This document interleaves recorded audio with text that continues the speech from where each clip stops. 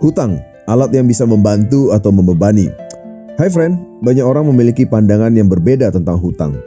Sebagian orang menganggap hutang adalah sesuatu yang harus dihindari sepenuhnya. Sebagian lainnya justru terlalu mudah menggunakan hutang untuk berbagai kebutuhan. Padahal dalam praktik keuangan, hutang sebenarnya hanyalah sebuah alat. Seperti alat lainnya, hutang bisa membantu jika digunakan dengan bijaksana. Namun, jika digunakan tanpa perencanaan, hutang dapat menjadi beban yang berat.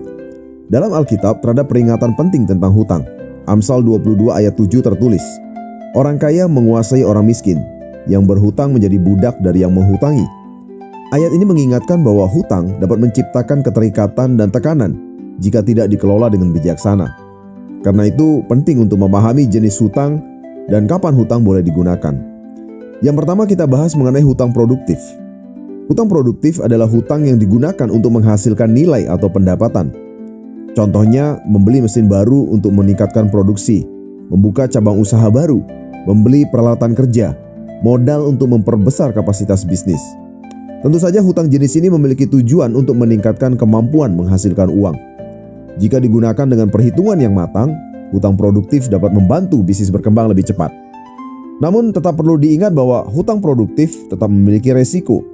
Karena itu keputusan untuk berhutang harus selalu didasarkan pada perhitungan yang realistis. Yang berikutnya adalah hutang konsumtif. Berbeda dengan hutang produktif, hutang konsumtif adalah hutang yang digunakan untuk kebutuhan gaya hidup atau konsumsi pribadi. Contohnya membeli barang mewah, liburan dengan kartu kredit, membeli kendaraan yang tidak menunjang produktivitas, atau memenuhi gaya hidup yang melebihi kemampuan. Hutang konsumtif maksud saya tidak menghasilkan pendapatan baru. Sebaliknya, hutang ini hanya menambah beban pembayaran di masa depan. Karena itu, hutang konsumtif sering menjadi salah satu penyebab utama masalah keuangan. Lalu, kapan hutang sebenarnya boleh digunakan? Hutang sebaiknya hanya dipertimbangkan jika beberapa kondisi ini terpenuhi. Yang pertama adalah tujuannya jelas dan produktif. Hutang digunakan untuk sesuatu yang dapat meningkatkan pendapatan atau produktivitas. Ada perhitungan arus kas pengusaha yang harus memahami bagaimana hutang tersebut akan dibayar. Jadi pembayaran hutang tidak boleh mengganggu operasional bisnis. Dan yang ketiga adalah resikonya sudah dipertimbangkan. Artinya setiap keputusan hutang harus mempertimbangkan kemungkinan terburuk. Misalnya jika pendapatan menurun, bisnis tetap harus mampu membayar kewajibannya. Lalu friend, berapa batas aman Anda bisa berhutang? Dalam perencanaan keuangan, salah satu prinsip yang sering digunakan adalah membatasi porsi pembayaran hutang agar tidak terlalu besar dibandingkan dengan laba.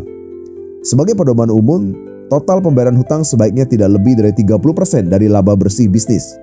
Dengan batas ini, bisnis masih bisa memiliki ruang untuk operasional, untuk reinvestasi, cadangan dana, dan juga penghasilan pemilik usaha. Karena jika porsi hutang terlalu besar, bisnis bisa kehilangan fleksibilitas dalam menghadapi perubahan kondisi ekonomi. Jadi, prinsip hikmat dalam mengelola hutang tertulis dalam Roma 13 ayat 8. Janganlah kamu berhutang apa-apa kepada siapapun juga, tetapi hendaklah kamu saling mengasihi. Ayat ini mengingatkan bahwa hutang sebaiknya tidak menjadi kebiasaan hidup. Jika hutang digunakan, maka harus dilakukan dengan tanggung jawab dan disiplin. Jadi friend, kesimpulannya adalah hutang bukan segala sesuatu yang salah, namun hutang harus diperlakukan dengan hati-hati. Hutang produktif dapat membantu bisnis berkembang jika digunakan dengan perhitungan yang matang. Sebaliknya, hutang konsumtif seringkali menambah beban keuangan. Jadi kunci dari penggunaan hutang yang sehat adalah 1. Tujuan yang jelas. Yang kedua, perhitungannya yang bijaksana dan batas yang disiplin. Jadi dengan cara ini, hutang dapat menjadi alat untuk membantu pertumbuhan, bukan menjadi beban yang menghambat masa depan. Tuhan Yesus memberkati. Amin.